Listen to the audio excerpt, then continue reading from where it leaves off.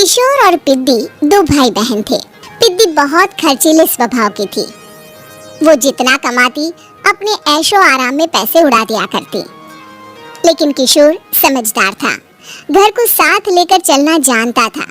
अपनी बहन की जितना कमाता तो नहीं था, लेकिन फिर भी वो किसी तरह घर का खर्च चला लेता था। एक दिन पिद्दी किशोर से कहती है, किशोर तुम थोड़ा ज्यादा क्यों नहीं कमाते? मेरे दोस्त रोज मेरा मजाक उड़ाते हैं। अरे बहन, मैं कोशिश तो कर रहा हूँ। अच्छा सुनो, अगले महीने रक्षाबंधन है, मुझे सोने का हार चाहिए, इससे कम कुछ भी ना लूंगी। अरे दिला दूंगा बहन। किशोर को पूरी रात नींद नहीं आती। उसके दिमाग में बस ये चल रहा था कि उसकी माली हालत इतनी बिगड़ चुकी है, अब वो सोने का हार कहाँ से लाएगा। अगले दिन किशोर सुबह सुबह घर से ये बोलकर निकल गया कि पिद्दी, मैं गांव से बाहर जा रहा हूँ, कुछ दिन घर नहीं आऊंगा। किशोर ने अपने काम के साथ साथ फेरी में कपड़े बेचने भी शुरू कर दिए, जिससे वो ज्यादा से ज्यादा पैसे कमा सके। रात में वो एक बिल्डिंग की चौकीदारी भी करने लगा। अपने काम से थोड़ा बहुत समय निकालकर बस कुछ घंटे की नींद ले पाता था। और कब वो कुछ दिन एक महीने में बदल गए और रक्षाबंधन भी आ गया, पता ही नहीं चला। लेकिन किशोर अभी तक घर वापस नहीं लौटा। जहां वो काम करता था, पिद्दी के नाम का गुल्लक रखा हुआ था। किशोर ने उस गुल्लक को फोड़ा और सारे पैसे इकट्ठा करके एक सोने का हार खरीद लिया। घर में पिद्दी किशोर का इंतजार कर रही थी। तभी किशोर आता है। कहाँ चले गए थे? 4 दिन का कहा था और 1 महीने से पता नहीं कहाँ गायब हो गए थे। मैंने बस एक हार मांगा था और तुमने तो घर ही छोड़ दिया। अरे मुझे थोड़ा काम मिल गया था। कुछ नहीं, सब समझती हूँ, बहाने थे तुम्हारे। अपनी बहन के लिए इतना भी नहीं कर सकते, कैसे भाई हो? चलो यहाँ बैठो, राखी बांधती हूँ। पिद्दी ने किशोर को राखी बांधी। वैसे ही किशोर ने अपनी बहन के हाथ में सोने का हार रख दिया। उसकी खुशी का कोई ठिकाना नहीं था। वो मिठाई खिलाए बिना ही नेकलेस लेकर चली गई और शीशे के सामने अपने गले में हार रखकर देखने लगी। किशोर ने लड्डू उठाया और खुद ही खा लिया। ऐसे कई साल गुजर गए। एक दिन पिद्दी की नौकरी छूट गई। अब वो पूरी तरह किशोर पर डिपेंड हो गई थी। आए दिन किशोर को अपने महंगे महंगे शौक गिनाकर उससे पैसे मांगा करती थी। किशोर कुछ पैसे देना, मुझे पार्लर जाना है। किशोर बिना कुछ बोले उसे पैसे दे देता। ये क्या, 500? अरे इतने में तो मुझे पार्लर में एंट्री मिलेगी बस। अच्छा देता हूँ ना ज्यादा। कैसे भाई हो, अपनी बहन के लिए इतना भी नहीं कर सकते। किशोर ने जेब से 2000 का नोट निकाला और उसे दे दिया।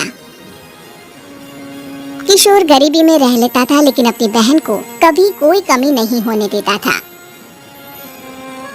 बेटा, पिद्दी तुम्हारी बहन है, उसे कभी किसी चीज की कमी मत होने देना और उसका ध्यान रखना, क्योंकि भाई का फर्ज होता है अपनी बहन का ध्यान रखना।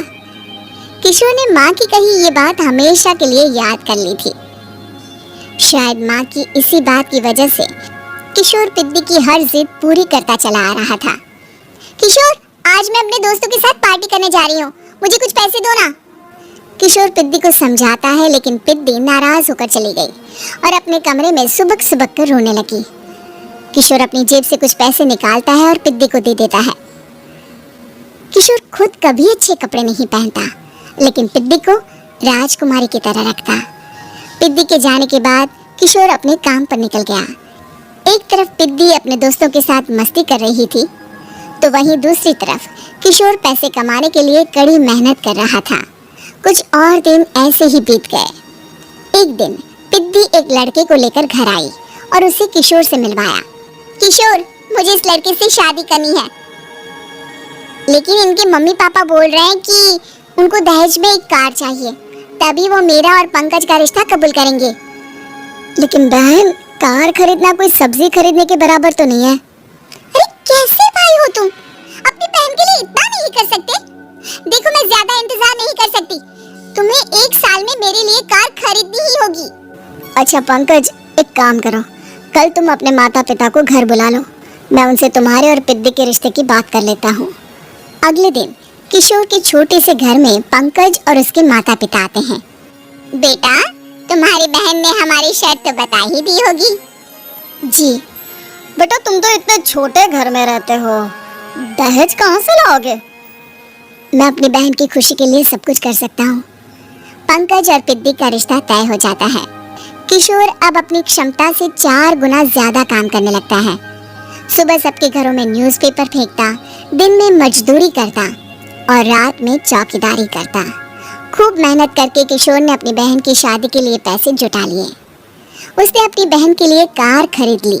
जब वो पिद्दी के ससुराल वालों से मिलने गया तो उन्होंने किशोर से और पैसों की मांग की। इस बार किशोर हार चुका था। पिद्दी माफ करना, मैं तुम्हारी शादी उस लड़के से नहीं कर सकता। वो लालची लोग हैं, उन्हें सिर्फ पैसों से मतलब है। देखो किशोर, मैं पंकज से ही शादी करूंगी। क्योंकि पिद्दी ने तो किशोर की बात न मानने की जैसे कसम खा रखी थी। किशोर ने पंकज को घर बुलाया। पंकज, तुम अपने माता पिता को समझाते क्यों नहीं हो? भैया, वो हमारी शादी के लिए मान गए, मेरे लिए तो यही बहुत बड़ी बात है। हम एक काम कर सकते हैं, दहेज की रकम में से कुछ पैसे मैं आपको दे देता हूँ। अरे लेकिन समाज वाले क्या कहेंगे? अरे जब दुनिया को पता चलेगा तब ना। अच्छा, कुछ पैसे मैं अपने मालिक से कर्ज में ले लेता हूँ। कुछ पैसे पंकज देता है, कुछ वो कर्जा लेता है और अपनी उम्र भर की कमाई वो अपनी बहन की शादी में लगा देता है। आखिर में पंकज और पिद्दी की शादी हो जाती है। पिद्दी की विदाई के बाद किशोर बिल्कुल अकेला पड़ जाता है। अब उसका कमाने में भी मन नहीं लगता। उधारी वाले रोज घर में आकर बैठ जाते हैं। अरे किशोर, अब तो पिद्दी की शादी को 5 साल हो गए, अब तो हमारा पैसा लौटा दो। चाचा, पिद्दी के जाने के बाद किसी भी काम में मन नहीं लगता। अरे तो हमारा पैसा कैसे वापस मिलेगा? जी, कुछ करता हूँ मैं।